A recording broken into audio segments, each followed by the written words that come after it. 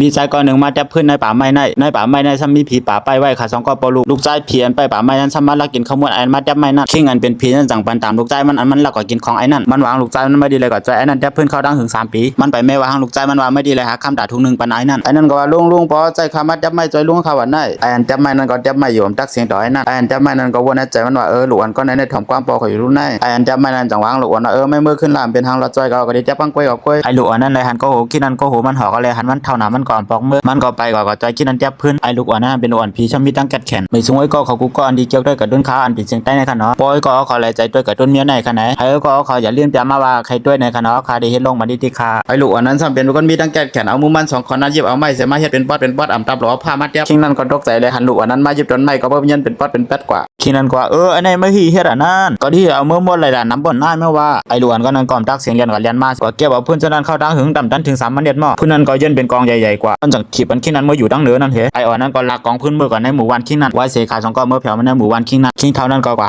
ทำขายพื้นมันในหมู่บ้านเจ้านั้นพื้นมันมีนำหนาอะไรก็ใจหมดเลยคิงนั้นก็กว่าขายพื้นมันมาอะไรเงินมา2 ถุงมาวางในไผ่น้ำเมมันในตั้งลูกอ่อนก็นั่นเผยถึงเที่ยงวันหนึ่งมาคิงนั้นจังห้องได้ไอ้อ่อนนั้นกว่าเหตุการณ์ที่คิงสะเทก็หนึ่งคิงสะเทนั้นก็ว่าแม่นเอาในตั้งเฮือนเฮาในหลวคนเหตุการณ์นั้นได้เฮาหลวคนไถนาได้คิงนั้นก็เอาเงินนั้นกว่าขายพื้นไรบ้านนั้นมาซื้อโบด2 ตัวไอ้อ่อนในตั้งคิงนั้นก็จังเอาโบขา2 ตัวนั้นกว่าในนาคิงสะเทนั้นดีกว่าไถนาบันคิงสะเทนั้นคนเดียนมากินจังมาไถนาคิงสะเทนั้นก็จะมีขา2 ก็มีคนดังนำคิงเท่านั้นทำเหตุคนจุงวัวลูกอันนั้นทำก็ยิ้มมอนเทไถนาเขาตามดันถึง3 มันเนี่ยขาด2 ก้อนนั้นก็ไถนายาวนำเสเปิ้นว่าเสเขาไถนายาวหรือกินเขาวันคนเจินเขามาไถนาคิงสะเทนั้นก็จ่องไปมาสู้ขา2 ก้อนมาถามเสื้อวัวขาย่างวัวเคย2 ก้อนนั้นไปไถนาไว้ล่ะ